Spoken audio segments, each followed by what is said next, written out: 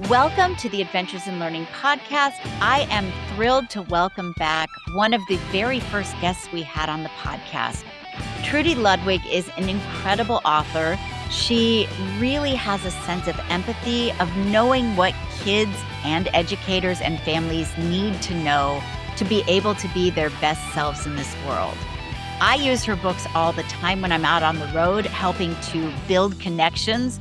Her books work really well with Steve Spangler's Energy Stick. And I'm so thrilled to be able to welcome her back to talk about her brand new series and her newest picture book, A Not So Perfect Start. Wonder, curiosity, connection. Where will your adventures take you?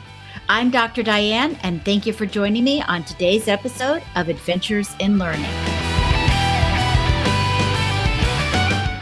Trudy, welcome to the show. Thank you. It's an honor to be here.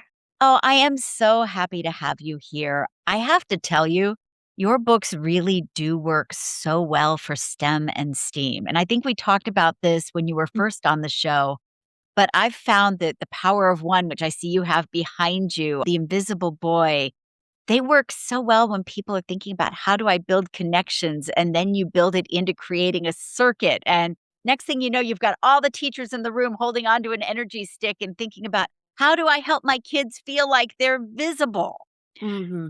So, what I wanted to start with is how is it that you are able to find the words to make the invisible seen?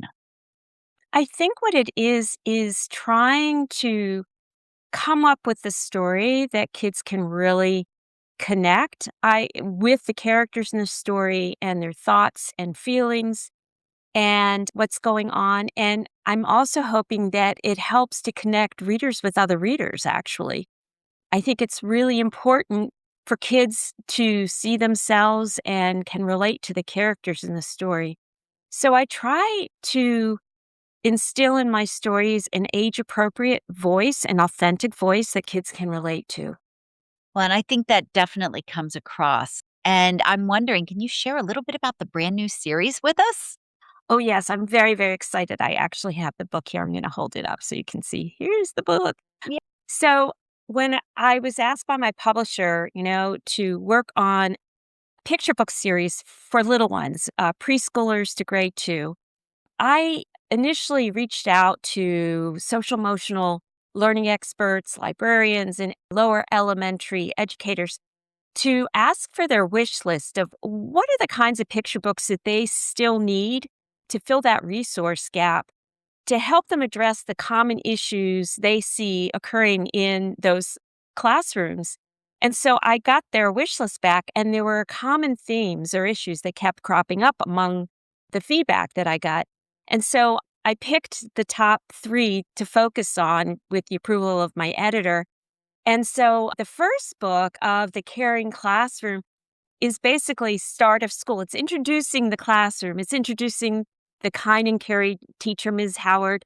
And I got to create the students, which was really fun, and plant the seeds in their behaviors for upcoming books. So you get a little sneak of maybe what the next books will be about. And so what I wanted to do is have an umbrella term for a community, because classrooms are micro communities, actually. And so I love this. There's this quote, a saying that said, being in a community is not the same as being a part of the community. So I wanted to have something that shows what being in a community is like. And I thought this would be the perfect vehicle for it. So feeling valued, feeling seen, having a voice. And that's when I came up with the term, the caring classroom, for the series.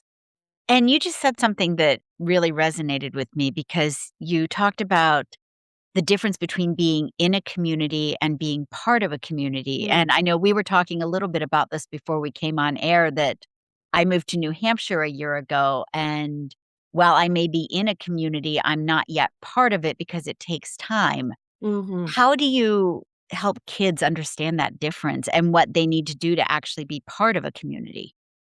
I think part of that is paying more attention to the people around you and seeing what their strengths, their weaknesses are. We all have strengths and weaknesses.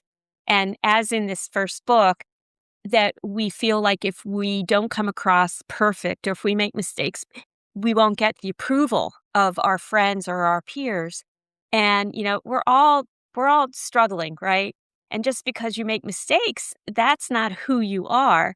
And actually, mistakes lead to growth. And I love this quote that is shared in a book I'm just starting to read called Becoming the Bison. And it's talking about social emotional learning. And what the author said is that growth does not come with comfort.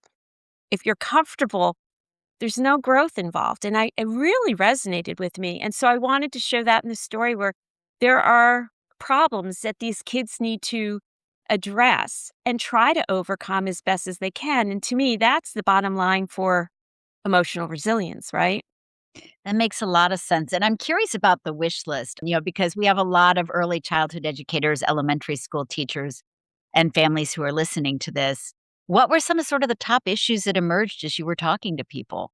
Well, for this age group was big feelings and how to manage them, identifying big feelings, naming them. I love what this one teacher shared with me when I had done another podcast on literacy. They said kids can't understand emotions or manage their emotions until they have the emotional vocabulary. Mm, And I thought, wow, that was really powerful, really hit me hard. So what I tried to do is name some, big emotions in the first book. Perfectionism, when kids are scared of making mistakes, they're scared that if they do something wrong, their peer or the adult in their world won't approve them or love them or like them enough, right?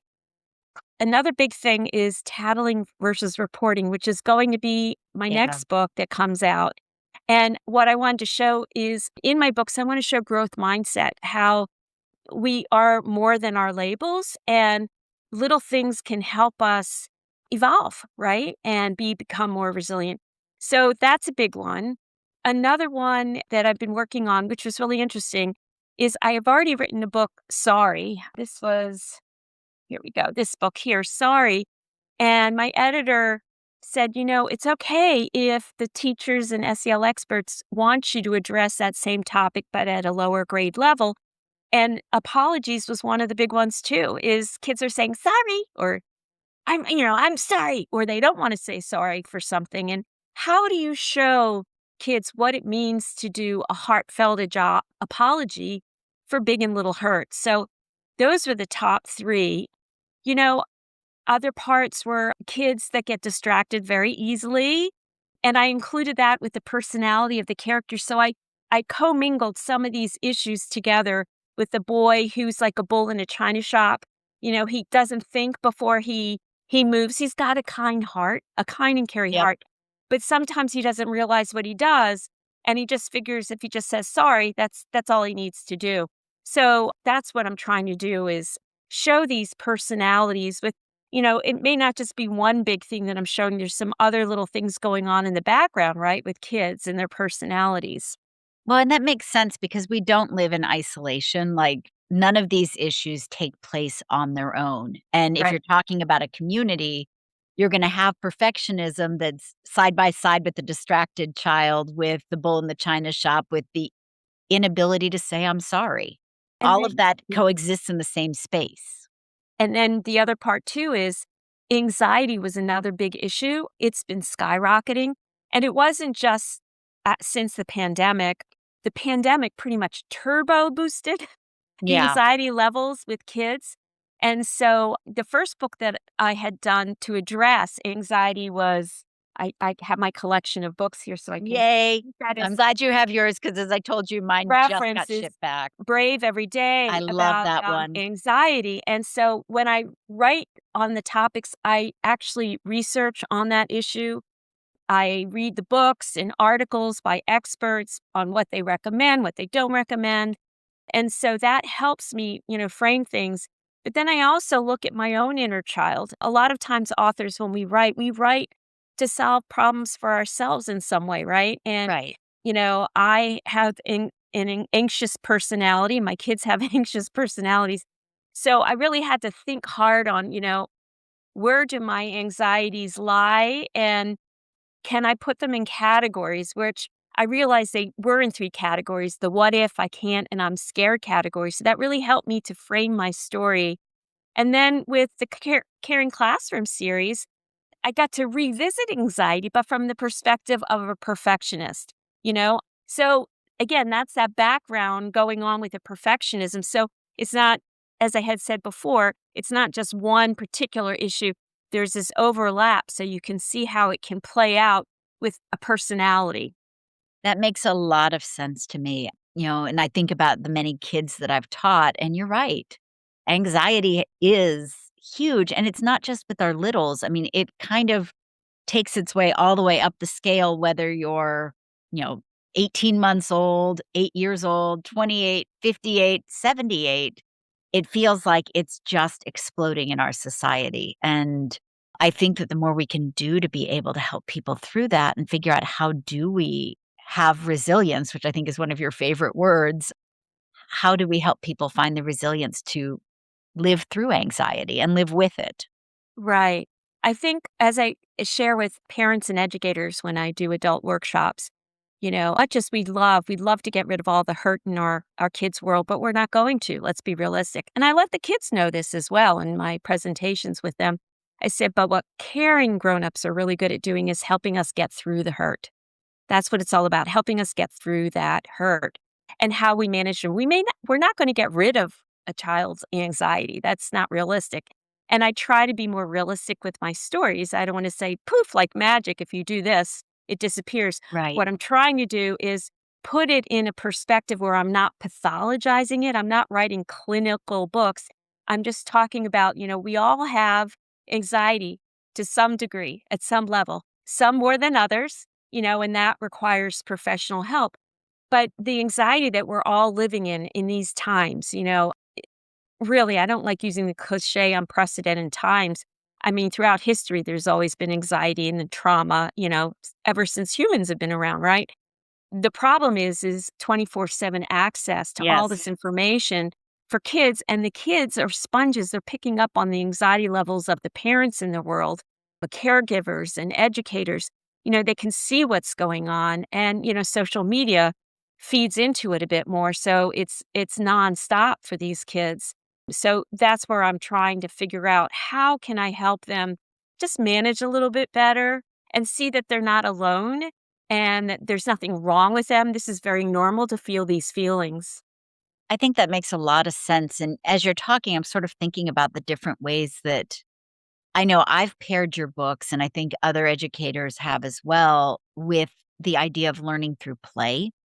Right. Because I think that that's part of helping kids be able to cope with these big feelings, being able to work things out is through their play and giving them opportunities to play. And often that kind of goes to the sideline as soon as we hit the swinging doors of kindergarten. It used to Mhm. be that play was a much longer process. And it's kind of like, oh, now you're in school, time to play is over. And that's such a critical part of how kids process and make mistakes and try things out and figure it out. And I'm wondering, are there ways that we can use literature in a meaningful way to encourage play as kids get older too? Absolutely. I think that books are wonderful supplemental tools with adult guided activities to do play and to engage with one another and problem solve in safe social and learning situations, right? At home and such. They're also very proactive because, for example, with my books on bullying, the child may not be experiencing it right away, but it gives them an opportunity to see what's going on. If they're not on the receiving end, they're likely to be on the bystander end to see what's going on and to empower those kids to know what they can do without risking their own safety. So it's a way to try on different problem solving techniques, and they can do it in for example, in classrooms they could do plays or performances. I do a lot of role play with the kids in activities where I know this sounds kind of weird, but in my school assemblies, I invite kids to come up and insult me, say mean things to me. And then I role play. I have these little toy tools, power tools. I call them the empower tools. And I associate a particular skill with that tool. And I make the kids repeat what that skill is every time I use that tool. I go through my whole host of starter tools. to show how we can respond without being hurtful back when somebody says something hurtful, so that we can break that learning cycle that we have of, bullying. Oh, I like that.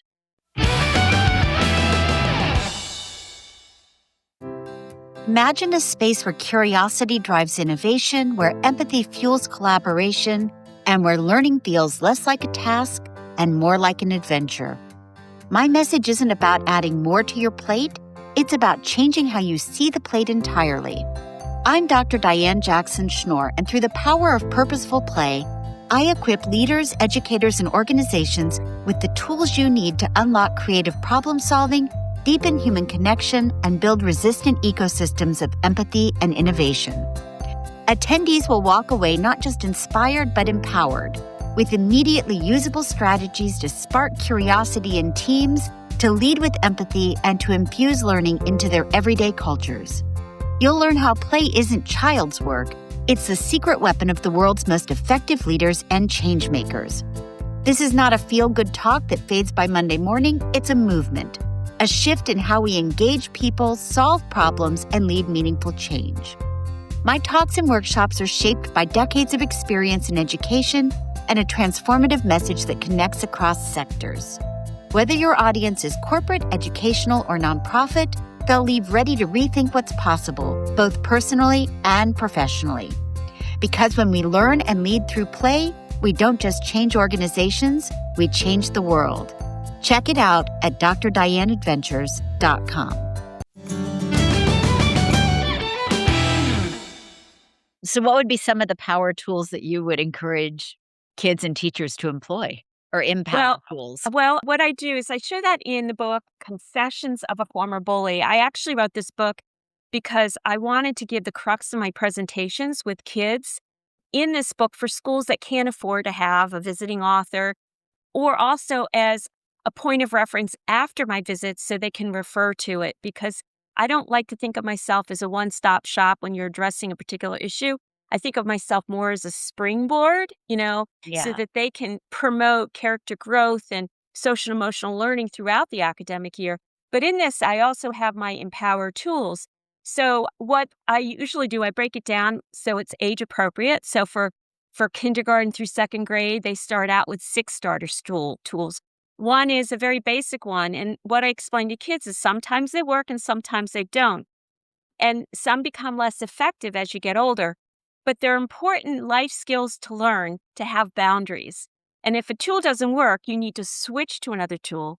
For example, the basic tool for everyone is the stop tool, right? Cut it out, stop it. And I tell the kids, if the kid who's saying something hurtful apologizes after they say it, that's when you know they're being rude. That's not bullying. If they stop, but they don't apologize, that's when they're being mean. But if they don't stop, that's when you know they're bullying. So I would switch to another tool. So for me, the stop tool, and I explain to the kids, it helps me understand whether when somebody's saying something, are they being rude, mean, or are they bullying me? So that helps. Another one that's very effective is asking the question why. If somebody says, well, you're old. Why do you think I'm old? Because you have wrinkles. Why do you think old people have wrinkles? And saying it calmly, and it just distracts the kid, right? This is what we're doing to change the dance step, so to speak. Another one would be a get away. This is not the same thing as ignore it. Ignore it means you're still physically in the presence of the person who's saying hurtful things. When I walk away, I'm physically removing myself from that situation if I can, and then go to a safe space with peers who could be allies or grown up I can report to, pay attention to who the witnesses are. And I let kids know chances are if they're saying hurtful things to you, look and see if they're saying hurtful things to other people. It's nothing personal. It has everything to do with them and not with you, right? So then you can be an upstander to some other kid that you know that's having the same issue. Another one is like when they say you're old, just one word, just very neutral, like, so, whatever, who cares? And your point is, just say it very calmly, because kids who are hurtful, they're trying to push your buttons. They want to make you mad, sad, or scared. They want to take your power and friends away. So don't let them see that your buttons are being pushed. That's a big thing, because they're not getting what they want out of it. And then we have change the subject, distract the kid by talking about something else. Grown-ups and kids, we love talking about ourselves. So, bring up some questions, or compliment them on something. Another tool that's really effective and kids really love when I do this role play is when somebody says something hurtful, like "you're old." I'm going to do an old lady dance, and I just act so goofy, and I explain to them, and it's really hard when the kid is seeing that. It's hard for them to be hurtful when they're laughing and smiling, right? And I explain to the kids, it's humor in a harmless way. If you have to put someone down to build yourself up, you're crossing the line into bullying. So, humor in a harmless way. And actually, that tool is often used in high school students because it's a very safe way to distract a person and a playful way to distract. So, those are some of them. There are more that I have, but these are starter tools. I share with the teachers, have the kids come up with more tools to add to your tool belt. I ask the teachers to make posters of the tools to remind them for the kids to use them on the playground, because most of this hurtful behavior occurs on the playground and it Right. trickles back into the classroom, right? So this is part of emotional resilience building. Oh, I like that.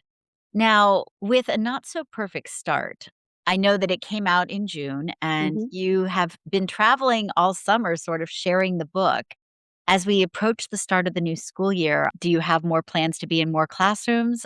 How are we getting this book into the hands of the educators who need it? Well, I just came back from a literacy love festival Love it. in Naperville, Illinois, hosted by Anderson's Books, which is a great indie bookstore and sponsored by some publishers. And so there were 22 authors, graphic novelists, illustrators that were there to work not only with educators and share our new books, our new releases, and also our backlists, but we also got to work with kids too and to promote literacy and the love of writing.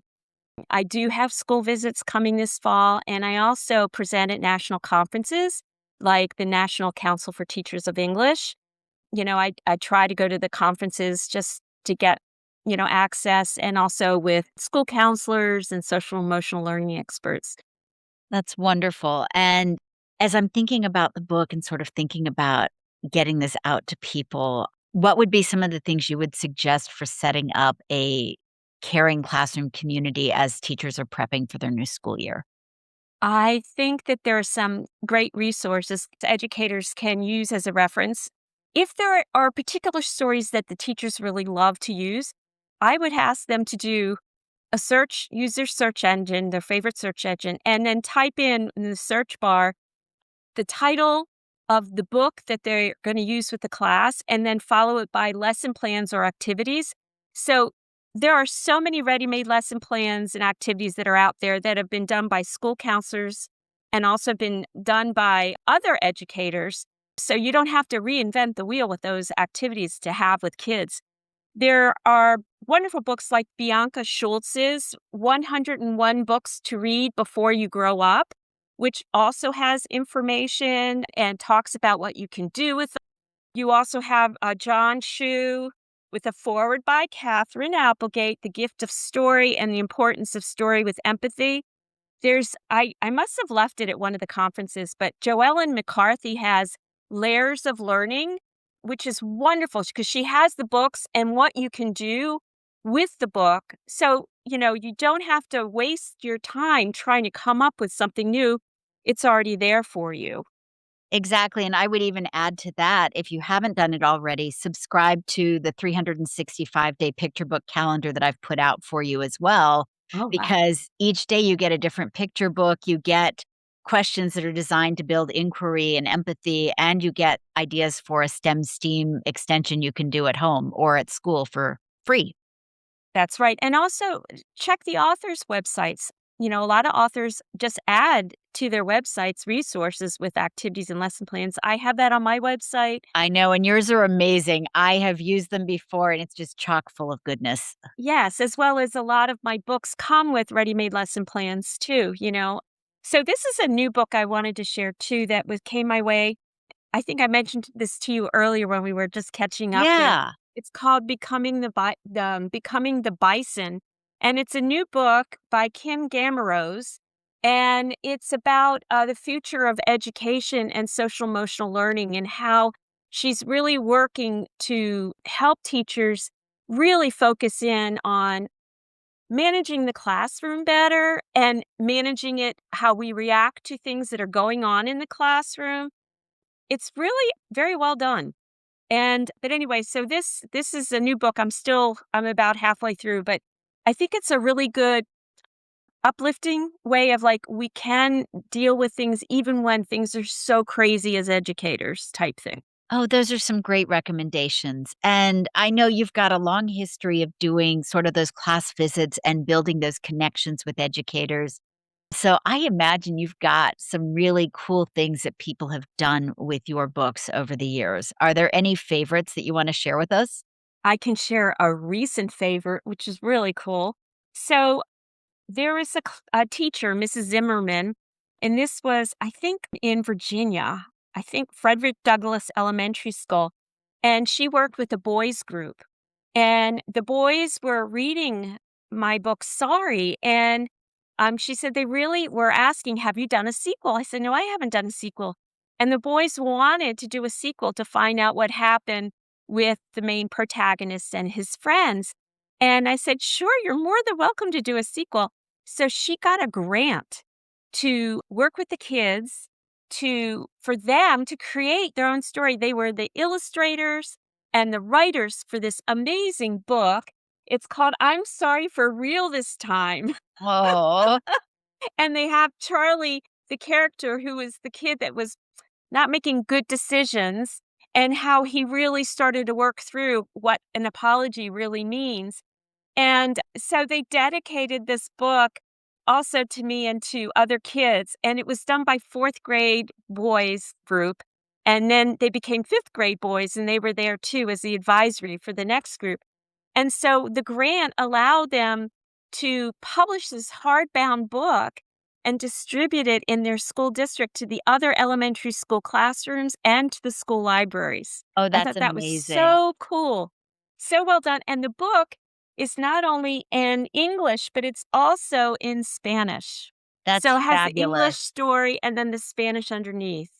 Oh, I love that, and knowing Frederick Douglass Elementary, I actually do know that school. You know, they are an immersion classroom, and so they're dual language, and I love the fact that they took the story and really immersed the kids in creating the outcome. I think Yeah. that's one of the most powerful things we can do with a book is to allow kids to take it on and make it their own. Exactly. And so it gives them a sense of accomplishment doing something like that. So that's another activity that I recommend for teachers to do is have the kids create their own books and then read it to the younger kids. The upper grades could do that, right? Um, Absolutely. the other thing is I've seen high school students, not high school, they did a story walk for The Power of One, which I don't know where it is Yeah, I here, see it but right behind you, behind actually. me, The Power of One, they did story walks where they created with QR codes. So kids and adults who work with the kids could, focus it on the QR code to find out what's going on. And then they did that as the capstone senior thesis project Oh, because that's lovely. they had two elementary schools sharing a forest walk in between, and they made it in the forest walk for the kids. Oh, I love that. You know, there's so many ways to bring a book to life, and it's just creating that time and space for kids to engage and to be able to use their empathy to build those outcomes. Which kind of takes me to my last question for today. What's currently bringing you hope? The kids are bringing me hope. They're honest, they're caring. It's a shame that, media, we were talking about that, really focuses on fear to get attention. But in my travels around the country and talking with kids, remotely around the world, they're decent, they're kind, they're caring. They're not just our future, they're our present, right? And so I have so much faith that they can do better and be better than a lot of the poor adult role modeling going on in this world, right? So they give me hope. This is why I do what I do. I'm trying to find resources or create resources that weren't around when I was a kid or that I wish my kids had, at the time that they were going through it. We all have different stories, but we have the same heart. And that's what I want to do is go beyond labeling, race or ethnicity. Take that out. But inside, we all want to feel valued, be seen, and have our voice heard. That makes so much sense, and that brings me hope as well. Mm. Trudy Ludwig, thank you for joining us on the Adventures in I'm gonna try that again because I just blew my own podcast name. Uh, so we'll go back to that. That gives me hope as well. Trudy Ludwig, thank you for joining us on the Adventures in Learning podcast. If you're listening, I encourage you to run out and get a not so perfect start so that you can maybe have a perfect start to your school year. Thank you for joining us today. Truly my pleasure. Thank you, Diane. You've been listening to the Adventures in Learning podcast with your host, Dr. Diane. If you like what you're hearing, please subscribe, download, and let us know what you think, and please tell a friend. If you want the full show notes and the pictures, please go to drdianeadventures.com. We look forward to you joining us on our next adventure.